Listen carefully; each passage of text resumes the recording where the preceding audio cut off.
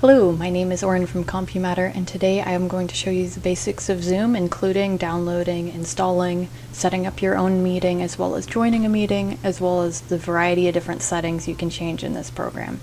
It's a video meeting program that you can use for personal or business meetings, which is a really powerful tool. You can also set your own backgrounds behind you if you want it to blur the background, or if you have a green screen you set up. Other than that, these are just the basics, and if you have any other questions about this topic, feel free to leave a comment below. Without further ado, let's get into it. Alright, so first of all, you're going to want to open up your browser. I'm going to be using Firefox here, and type in Zoom download. Hit enter, and you should see https zoom.us. That's the link you're going to want to go to, and from here at the top in the download center, there will be a download button here. I'm going to go ahead and click on that. That'll start downloading. I'm going to double click on that to open it up, and it will start the installation process.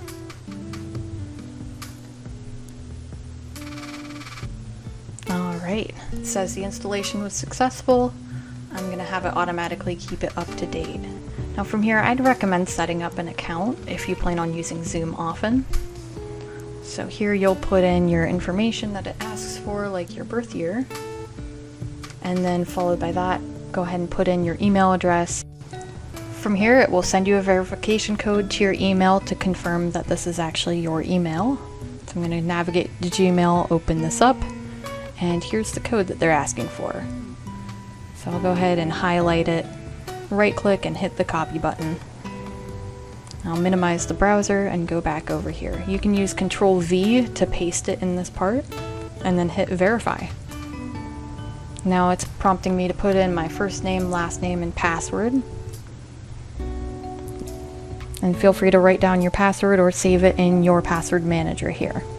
Alright, and then it asks you if you'd like to sign into any other accounts. I'm going to say skip. And you're good to go. So the first thing to go over now that we have an account and we've installed Zoom is your profile. So it's going to be here at the top right, and you click on your name, then My Profile. That will open it up in your browser, which you can put in your sign-in information again and get to this next page.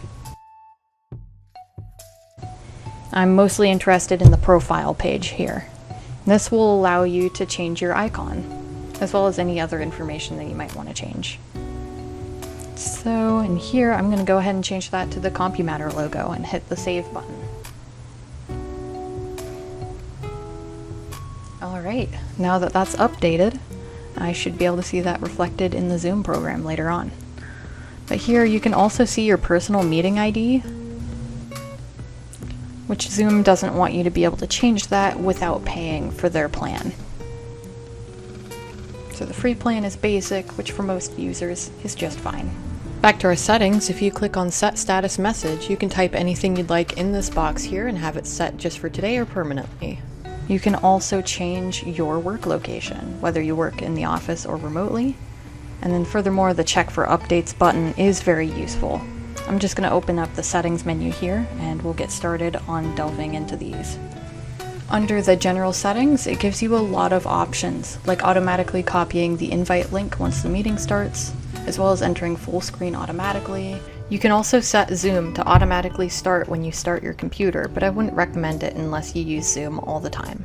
I'm also going to turn on Stop My Video and Audio when my device is locked, just for a personal preference. There's all sorts of things you can change in here, like your theme, which mine is a darker theme. Since my system theme is dark mode, it's going to use that as the default. I'll go ahead and scroll down to the navigation area here. This just allows you to organize things to more of your liking. I'm going to move contacts, apps, and maybe meetings higher up on the list since I'd use those more so than any of these other options. Then down here at the bottom are just some more options for reactions and such. But let's move on to the video tab. So in here, there's a couple things you can change, like turning off your video when you join if you don't want to automatically have that show up. I'll only go over the settings I find probably most useful to users. So let's go to the audio tab. If you're experiencing audio issues, either speakers or microphone, this is the place you want to be to test that out. It says the audio is coming through in the test, but I'm not hearing anything. So to troubleshoot this, if you ever experience something like this, I'd recommend making sure that your default settings is selected. Now that I hear the audio, I can stop testing that. From here, there's some more audio settings you can change, like Zoom background noise removal. You can adjust ringtone volume for calls, as well as automatically joining to any meeting audio. Another option you can check is muting your microphone when joining automatically in case you had background noise going on. In the share screen settings, there are a lot of optional settings in here that depend on if you use this feature all the time. I would recommend probably leaving most of these how they are. Background and effects are fun settings to mess around with, especially if you have a green screen you can use. I'll go more in depth on these settings in another video coming up soon. But you can set any sort of background behind you, as well as blur your camera, add some filters on here to make things look a little bit nicer. Now we can go over to the recording tab. Now the top setting here is really important. This allows you to change the default location that files will be stored whenever you make a recording. I'm going to change mine to desktop since that makes more sense for my use case. This setting would give you a pop-up after every meeting end, allowing you to choose a location for your file to be saved on your computer. Alright, next is the Profile tab, which gives you a brief rundown of things we've already looked at and a way to edit it further. Keyboard shortcuts is a really handy area if you like navigating things with keyboard commands. For example, you could start and stop your video with a keyboard shortcut. I wouldn't recommend doing just one letter on any of these because if you go to type in a chat box, it might start activating and deactivating a bunch of buttons. So that's why they recommend Alt and then a button afterwards for the most part for all these. So you can make changes in here by clicking in the shortcut box. And if you don't like any of the changes you've made afterwards, you can hit the Restore Defaults button at the bottom right to fix that. Global shortcuts means that even if you're tabbed out of Zoom, the application, and on Google Chrome, the shortcut will still work if you do it on anything else, which could be good or bad depending. So I'd recommend making sure that the ones that you want only working when you're on Zoom don't have that checkbox. The accessibility area has closed caption customization, which you can change what the colors show up as for easier reading. You can also check the box to always show captions. If you need the chat to display a little bit bigger than it is, you can change that percentage right there. As well as the dim screen share video automatically dims a video when flashing images or visual patterns such as stripes are detected. Then there's also screen reader alerts, which you can customize which ones will actually alert you, which ones are necessary, and which ones are not. I'm going to go ahead and close out of the settings app now and do a test host meeting. So I'll go here and click New Meeting. Alright. So from here I have entered my meeting and I can choose to unmute my audio by clicking that button there. And making sure that my speakers and microphone settings are as I would like them to be, which they look correct. You can also test your speaker and microphone here if something doesn't seem to be working right. The little line through it means that your audio or video is currently muted or turned off. You can also select my camera or choose a virtual background in this menu right here. I'm going to stop the video. Alright, in the security area, this will allow participants that join your meeting to do different things, like recording, as well as screen sharing, and there's all sorts of options in there that you can customize. The participants button lets you see who's actually in the meeting. At the time it's only me, the host, but you can click on these three dots at the bottom of the chat window and say play a sound when someone joins or leaves so it's more recognizable when someone actually enters or exits the meeting. So I'm going to go ahead and click that and hit the close button. There's one setting for the chat area, but if you click the main button, it'll pull up this menu here, which will allow you to see chat messages from other people as well as send them to people. This one is sent to everybody in the meeting. I can also send a reply to any message, including my own. There's also reactions to chats. There's some more options like copying or quoting it, which is just another way to reply to someone in more detail potentially, or just a specific thing they said. So I'm just making a reply here, and that quotes their message, or in this case, my message. You can also select who your message is targeting. You can have it select just one person or everyone. This is useful if you wanted to send a private message to someone in the meeting, but not have it sent to everyone. Comments also have a little format button right here that you can use to type in underline messages, bold, italics, strike through. You can also change the color of the background as well as the text. I'm just going to change this to green in this example, so that when I send it, it makes a very bold message. This is the link button, where you can type or paste a link in here and click send to send a clickable link to someone.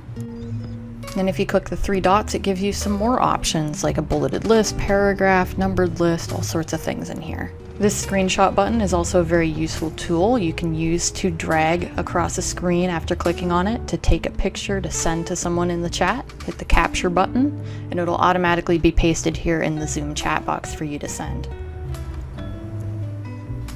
Alright, and when that shows up, you can click on it to download, or you can click to open it if you were someone receiving the screenshot from someone else and wanted to look at it. So that's that button.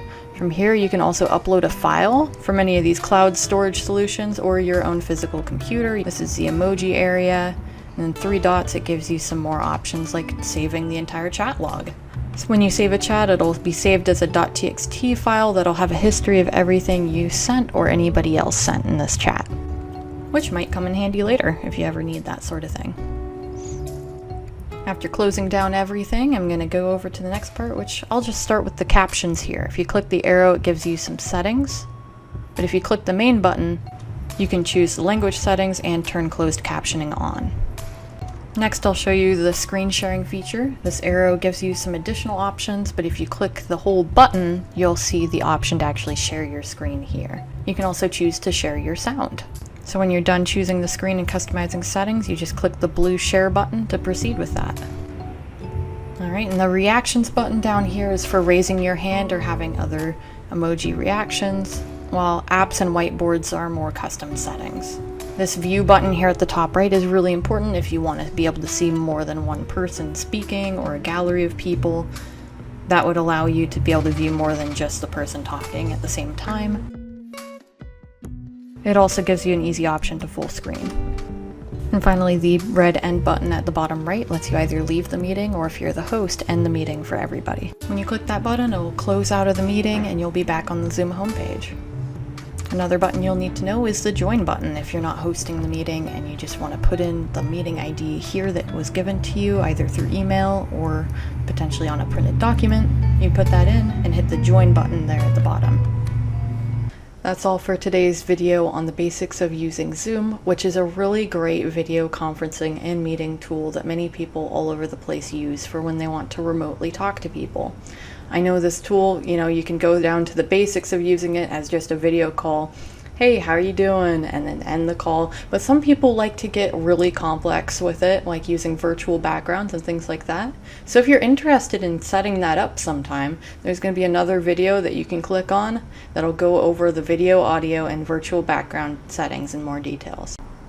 If you have any questions about Zoom or anything else, feel free to leave a comment down below. If there is something in this video, like a setting that I didn't detail, and you'd like to know more about it, we'd be more than happy to address that, as well as if you have any other goals using this program but you can't see how you could get that done. Thank you so much for watching, and we hope you have a great rest of your day. Bye-bye.